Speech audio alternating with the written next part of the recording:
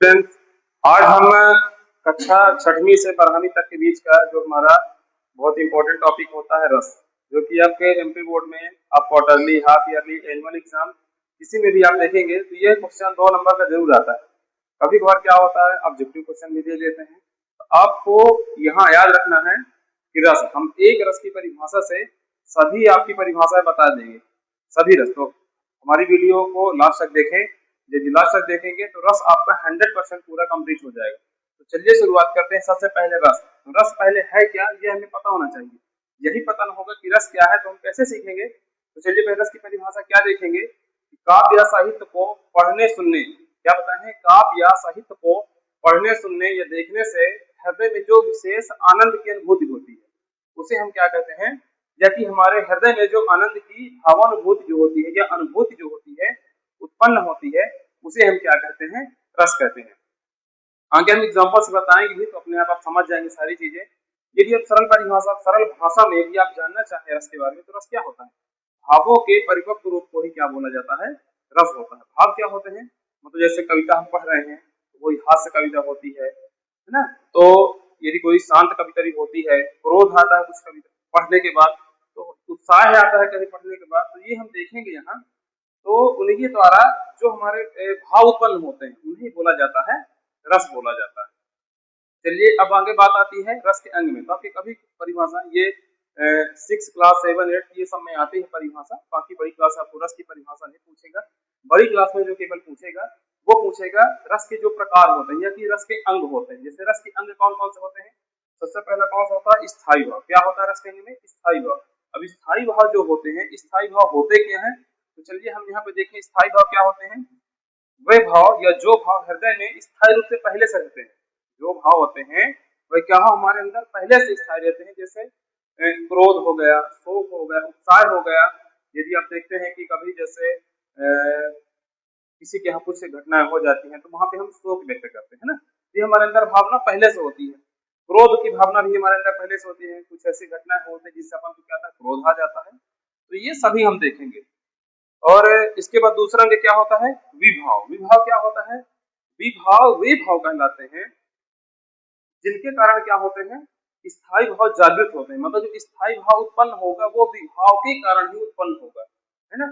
तो विभाव कितने प्रकार के होते हैं, तो यहाँ पे आप देखेंगे विभाव 2 प्रकार के होते हैं, आलंबन विभाव और उद्दीपन विभाव। अब आलंबन विभाव क्या होते हैं, जैसे कोई व्यक्ति या वस्तु के कारण जो भाव उत्पन्न होते हैं तो उनको हम क्या बोल देंगे, आलंबन विभाव बोलेंगे, है ना। और उद्दीपन विभाव क्या होते हैं, जैसे किसी परिस्थिति के कारण या कोई वातावरण के कारण जो भाव उत्पन्न होते हैं उन्हें बोला जाता है उद्दीपन विभाव। तो विभाव को हमने क्या समझा, विभाव क्या होते हैं, तो विभाव क्या है, जिनके कारण स्थायी भाव जागृत होते हैं। ये छोटी छोटी परिभाषाएं हम आपको बता रहे हैं, ये ऑब्जेक्टिव क्वेश्चन में आते हैं, एक शब्द उत्तर में आते हैं, तो आप आसानी से देख सकते हैं। फिर तीसरा नंबर क्या होता है, अनुभव। अब अनुभव क्या होते हैं, स्थायी भाव जागृत होने पर शरीर में दिखाई देने वाले बाहरी लक्षण। मतलब जब स्थायी भाव उत्पन्न होते हैं तो शरीर में दिखलाई देने वाले बाहरी लक्षण, जैसे कि जब उत्साह, जब देखें कभी कभार कैसा होता है कि उत्साह का जब वातावरण होता है तो हमारे अंदर ये देखने से ही पता चल जाता है कि उत्साह हमारे अंदर है। तो स्थायी भाव जागृत होने पर शरीर में जो शरीर में दिखाई देने वाले बाहरी लक्षण, जैसे कभी कभार क्या होता है, आंसू आ जाना, है ना। कभी ऐसी घटनाएं होती हैं कि आंसू आ जाते हैं, तो आंसू आना। कभी कभार ऐसी कविताएं होती हैं, हास रस के उदाहरण भी होते हैं, हम बताएंगे तो अपने आप खुद समझ जाएंगे कौन सा रस कहाँ पे उत्पन्न हो रहा है। हंसना हो गया या कि रोमांच होना हो गया, तो ये सारी चीजें आप देख सकते हैं। फिर चौथा नंबर क्या आता है, संचारी भाव। अब संचारी भाव को व्यभिचारी भाव भी कहते हैं, ये आपको याद रखना है। अक्सर परिभाषा पूछता है व्यभिचारी भाव। बच्चे क्या करते हैं कि पढ़े नहीं रहते हैं, केवल संचारी भाव पढ़ते हैं और लास्ट में उनका गलत हो जाता है। तो आपको याद रहना है कि जो संचारी भाव होते हैं उन्हें व्यभिचारी भाव भी कहते हैं। व्यभिचारी भाव क्या होते हैं, संचारी भाव जिन्हें अपन कहते हैं थोड़े समय के लिए आने वाले साध्य। मतलब ये जो भाव होते हैं बहुत अल्प समय, कम समय के लिए आते हैं, है ना। तो जैसे लज्जा वगैरह हो जाना, चिंता करना, निराश होना, उत्सुक होना, है ना, निराश। तो देखिए आप यहाँ पे जैसे लज्जा आने की बात होती है कि ऐसा नहीं है कि आपको शर्मिंदगी महसूस हो रही है तो पूरा 2-2 मिनट तक या 5 मिनट तक शर्मिंदगी महसूस होती है, ऐसा बिल्कुल भी नहीं होता है ना। कुछ समय के लिए होता है, मात्र 2-4 सेकंड के लिए होता है। ये भी आपको याद रखना है। ये क्या कहला जाते हैं, संचारी भाव कहला जाते हैं। अब आगे हम देखेंगे रस जो कि इम्पोर्टेंट है, ये आपको देखना है। रस के कितने प्रकार होते हैं, उनके स्थायी भाव कौन कौन से होते हैं, ये थोड़ा सा आपको जरूर याद रखना होगा। तो हमने यहाँ 10 रस के बारे में बताया है, लेकिन आपको केवल 9 तक ही पढ़ना है। यहाँ पे जो 10वां रस है बहुत कम आता है, लेकिन हमने इसलिए बता दिया है कि मान लीजिए आ जाए तो हम इसकी परिभाषा भी बताए हैं, आगे हम उदाहरण भी बताए हैं आपको। तो आप देख सकते हैं पहला रस कौन सा होता है, श्रृंगार रस है। कौन सा रस होता है पहला, श्रृंगार रस हमें दिया गया है। श्रृंगार रस का स्थायी भाव क्या होता है, रति होता है ना। दूसरा नंबर कौन सा रस हो गया हमारे पास, हास्य रस है। हास्य रस का स्थायी भाव हास होता है। करुण रस का शोक होता है। रौद्र रस का क्रोध होता है। वीर रस का उत्साह, भयानक रस का भय, विभत्स रस का घृणा, अद्भुत रस का आश्चर्य, शांत रस का निर्वेद और वात्सल्य रस का वत्सल होता है। तो सभी रसों को आप स्थायी भाव याद कर लीजिए। हम इसलिए याद करने के बोल रहे हैं क्योंकि केवल स्थायी भाव की सहायता से ही पूरी परिभाषाएं आपको आगे हम सिखाएंगे। तो चलिए हम देखते हैं आगे परिभाषा। सबसे पहले हमारे पास जो आता है कौन सा रस आता है, श्रृंगार रस आता है। अब देखिएगा एक एक परिभाषा, एक पहली परिभाषा श्रृंगार रस की जो परिभाषा है उसे आप आसानी से देख लीजिए, बाकी इसके बाद सारी परिभाषाएं आपकी कंप्लीट हो जाएंगी। परिभाषा क्या दी गई है, सहृदय के हृदय में जब, सहृदय के हृदय में जब रति नामक स्थायी भाव का जब विभाव अनुभाव, अनुभव लिखा थोड़ा सा चेंज कर लीजिएगा, अनुभाव तथा संचारी भाव से संयोग होता है तब वहां श्रृंगार रस होता है। चलिए बच्चों आपको थोड़ा सा यहाँ पे क्या देखना है, यहाँ पे आपको क्या चेंज भी क्या करना होगा। जब अगली परिभाषा आएगी उसमें आपको बताएंगे कि चेंज केवल क्या करना होता है।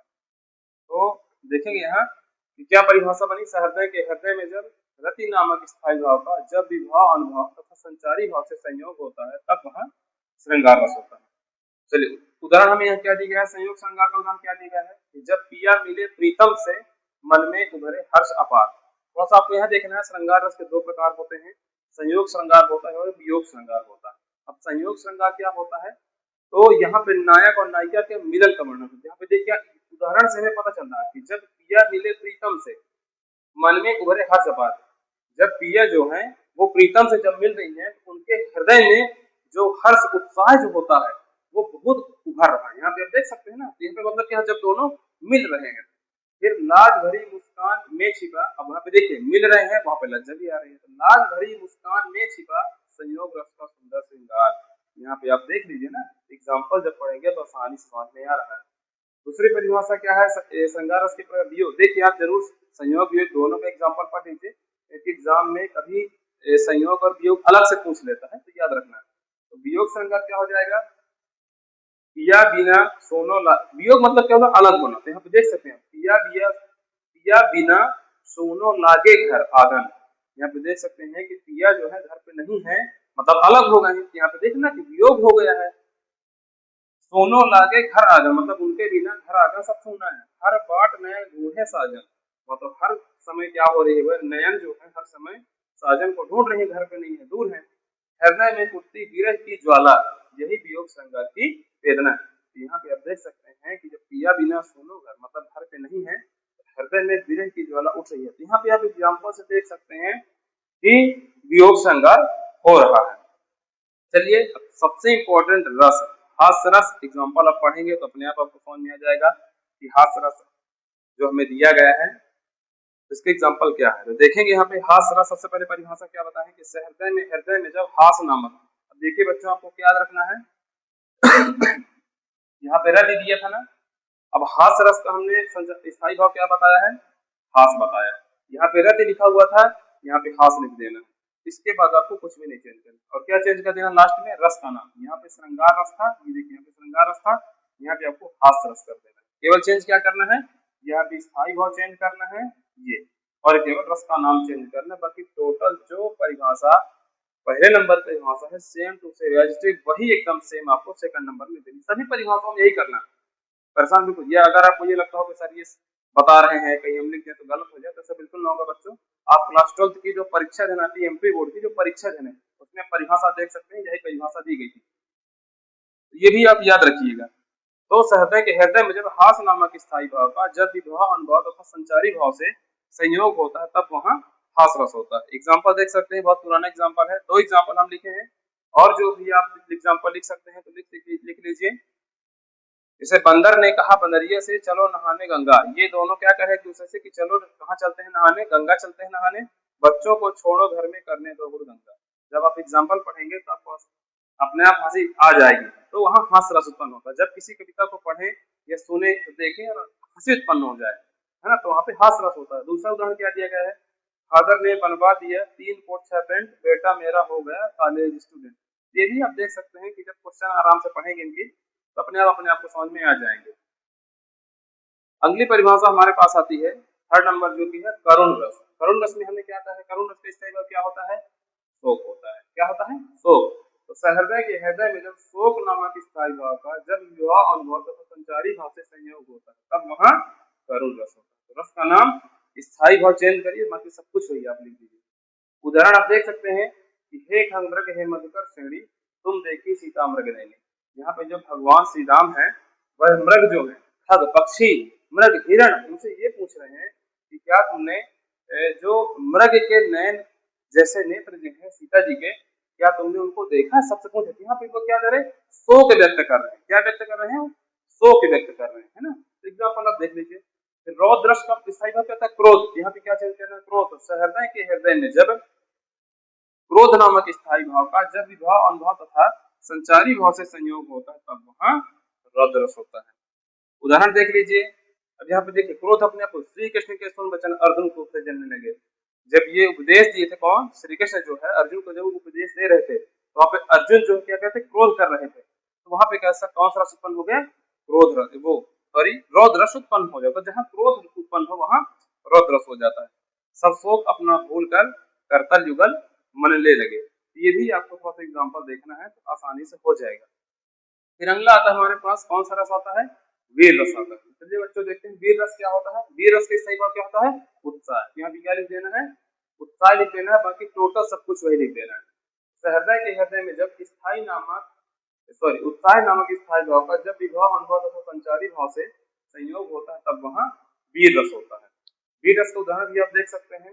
तो क्या उत्साह, जैसे बुंदेले हर बोलो हमने सुनी कहानी थी, खूब लड़ी मर्दानी में तो झांसी वाली रानी थी। तो जो झांसी वाली रानी थी जब बुंदेलखंड में जब यहाँ जाते हैं तो ये बता रहा एग्जाम्पल चाहते हैं कि बुंदेली जो होते हैं उनके मुंह से जब झांसी की रानी लक्ष्मीबाई के बारे में जब कहानी को सुनाते हैं तो बहुत उत्साह उत्पन्न होता है। तो यहाँ पे कौन सा रस हो जाएगा, वीर रस हो जाएगा। फिर आता है भयानक रस। भयानक रस का सही भाव क्या होता है, भय होता है। मतलब जिस कविता को ऐसी कंडीशन जहाँ हमको देख के भय लगे, है ना। तो सहृदय के हृदय जो भय नामक स्थायी भाव का जब विवाह अनुभव तथा संचारी भाव से संयोग होता है तब वहां पे भयानक रस होता है। चलिए उदाहरण हम देखेंगे क्या है। जैसे हनुमान की पूंछ में लगन न पाई आग, लंका सारी जल गई गए निशाचर भाग। कहीं कहीं पे जल जल की जगह पे जर लिखा होता है, वो भी आप लिख दीजिए कि लंका सारी जर गई, है ना, तो कोई दिक्कत नहीं, उससे आप लिख सकते हैं। तो वहां पे कौन, तो यहाँ पे उदाहरण से क्या पता चल रहा है कि जब हनुमान जी की पूंछ पे आग जब लग गई थी ना, जब वो लंका चला रहे थे तो जितने भी वहां लंका में थे निशाचर दैत्य राक्षस क्या कर रहे थे, सब देख करके क्या हो रहे थे, वे उनके अंदर डर उत्पन्न हो रहा था, भाग रहे थे, उनके अंदर डर गए थे बहुत ज्यादा, है ना। वहीं पे क्या आ जाता है, यहाँ पे रस, भयानक रस आ जाता है। फिर अगला रस जो हमारे पास आता है कौन सा आता है, शांत रस आता है। शांत रस का स्थायी भाव क्या होता है, निर्वेद। यहाँ पे आप देख सकते हैं सहृदय के हृदय में जब निर्वेद नामक स्थायी भाव का जब विवाह अनुभव तथा संचारी भाव से संयोग होता है तब वहां शांत रस होता है। शांत रस का आप उदाहरण देख सकते हैं, छोटे छोटे एग्जाम्पल हम लिखा है कि बड़ा हुआ तो क्या हुआ, जैसे पेड़ खजूर पंछी को छाया नहीं फल लगे दूर। यहाँ पे क्या पता चल रहा है कि बड़ा होने से क्या हुआ, जैसे पेड़ खजूर का होता है ना, बड़ा हुआ तो क्या हुआ, जैसे पेड़ खजूर पंछी को छाया नहीं फल लगे दूर। खजूर का पेड़ कितना भी बड़ा हो जाए लेकिन जो पंछी होते हैं राहगीर होते हैं उनको छाया नहीं दे सकते, है ना। ये भी आप देख सकते हैं। इसका एक एग्जाम्पल और होता है कि चलती चाकी देख कर दिया कबीरा रोय, दुई पाटन के बीच में साबुत बचा न कोय। ये भी एग्जाम्पल आप लिख दीजिएगा। फिर बताते हैं विभत्स रस में, वही विभत्स का स्थायी भाव क्या होता है, जुगुप्सा। तो सहृदय के हृदय में जब जुगुप्सा नामक स्थायी भाव का जब विवाह अनुभव तथा संचारी भाव से संयोग होता है तब वहां विभत्स रस होता है। विभत्स रस ये जो रस होता है ना, इसका एग्जाम्पल आपको हम बता रहे हैं। हम तो यहाँ पे जो लिखे एग्जाम्पल देखिए कि आंखें निकाल उड़ जाते क्षण भर उड़कर आ जाते, सब नहीं 100 होगा, सॉरी हम लोग मिस हो गए हैं, 100 जीव खींच कर कौवे चुगला चुगला कर खाते। इसका मतलब क्या है, तो यदि मान लीजिए कुछ बच्चे परेशान हैं कि सर यदि हमसे मान लीजिए भूल गया ये एग्जाम्पल, तो हम कौन से एग्जाम्पल ऐसे कौन से कंडीशन उत्पन्न हो जहाँ से हम एग्जाम्पल को लिख सकें, तो हम आपको बताएंगे कि जब युद्ध होता है ना, जब युद्ध होता है, युद्ध के बाद की जो घटना यहाँ पे दी गई है ना, युद्ध के बाद क्या कंडीशन होती है, जब योद्धा जो होते हैं वो मर जाते हैं तो क्या होते हैं भाई, कोई यदि वहां नहीं गया देखने वाला तो क्या होते हैं, तो उनके शवों को, उनकी लाश को है ना, कौवे जो होते हैं वो खाते हैं। तो ये सब यहाँ पे नहीं लिखना है, क्या हो जाएगा, ये लिखना सब। एक बात और याद रखिए कि यहाँ पे जो अनुभव लिखा गया है ये क्या होता है, थोड़ा सा मिस हो गया है, आप लोग याद रखिएगा, अनुभाव होता है। क्या होता है, अनुभाव होता है। चेंज आपको क्या करना होता है, केवल यहाँ पे यहाँ पे क्या लिखा जाता है, जो भी रस होगा उसका क्या लिख देंगे, स्थायी भाव। क्या लिखेंगे, स्थायी भाव लिखेंगे। और यहाँ पे जो लिखा गया है यहाँ पे क्या लिखेंगे, रस का क्या लिखेंगे, नाम लिखेंगे। तो यहाँ पे आप देख सकते हैं कि युद्ध के बाद का जो भी कंडीशन होती है वहां पे कौन सा रस हो जाता है, विभक्त रस हो जाता है। इसके बाद हम देखेंगे अद्भुत रस के बारे में। अद्भुत रस क्या है, अद्भुत रस का स्थायी भाव क्या होता है, विस्मय होता है। केवल आपको स्थायी भाव चेंज करना है, हृदय के हृदय में जब विस्मय नामक स्थायी भाव का जब विभाव अनुभव तब संचारी भाव से संयोग होता है, तब वहां कौन सा रस होता है, अद्भुत रस होता है। आप उदाहरण दे सकते हैं, अद्भुत का विस्मय, मछली जल के जमीन, मछली चल, सॉरी मिस हो गया है यहाँ पे, क्या होगा, मछली चल कर जमीन पर आई, अचंभा देखा, ये साहिल भाई है ना। तो बहुत सारे एग्जाम्पल है, ये हालांकि बहुत आता नहीं है, और आप एग्जाम्पल अपने हिसाब से भी देख के लिख सकते हैं। हमने एक छोटा सा एग्जाम्पल लिखा है, आप याद रखिएगा जल की जगह पे चल होगा। फिर अगला कौन सा रस हो जाएगा, वात्सल रस होगा। वात्सल रस की परिभाषा स्थायी भाव वत्सल होता है, बाकी सब कुछ एडजेक्टिव जो भी है वही आपको लिख देना है परिभाषा में, रस का नाम यहाँ पे लास्ट में चेंज कर देना है। इसका उदाहरण क्या हो जाएगा, उठो लाल अब आंखें खोलो, पानी डाई हूँ मुंह धो लो। तो छोटा सा एग्जाम्पल है, बाकी यहाँ पे जो श्री कृष्ण और यशोदा जी के जो भी बीच में जो बातें होती हैं उनके एग्जाम्पल आप यहाँ पे आप लिख सकते हैं वात्सल रस में। और ये हमारा लास्ट रस था, इसमें ऑब्जेक्टिव क्वेश्चन भी आते हैं, वो आप देख भी पढ़ सकते हैं। जैसे स्थायी भाव की संख्या कितनी है, 10 है, संचारी भाव की संख्या कितनी है, 33 है। ये दो जरूर याद रखिएगा, स्थायी भाव कितने हैं, 10 है, और संचारी भाव कितने होते हैं, 33 होते हैं। तो ये आपको जरूर याद रखना हो। ये हमारी कंप्लीट पूरी रस के बारे में हमने आपको बताया है।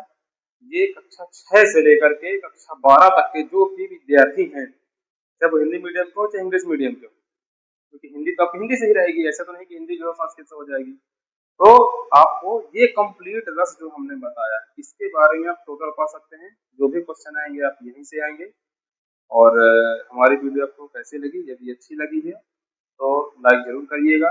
और यदि कुछ जानकारी लेना हो या कि ऐसा या कि कुछ जानकारी ऐसे जो कि हमने आपको गलत बता दिया हो, तो आप कमेंट भी करके हमको जानकारी दे सकते हैं कि सर आपने यहाँ पे गलत बताया है, यहाँ पे क्या चीजें हैं, सब कुछ बताइएगा। और हमारी इसी प्रकार से वीडियो पाने के लिए चैनल को सब्सक्राइब कर दीजिएगा, जिससे आपको नोटिफिकेशन भी मिल जाए। नोटिफिकेशन की जो प्रेस बटन जो आइकन बटन को प्रेस कर दीजिएगा। धन्यवाद।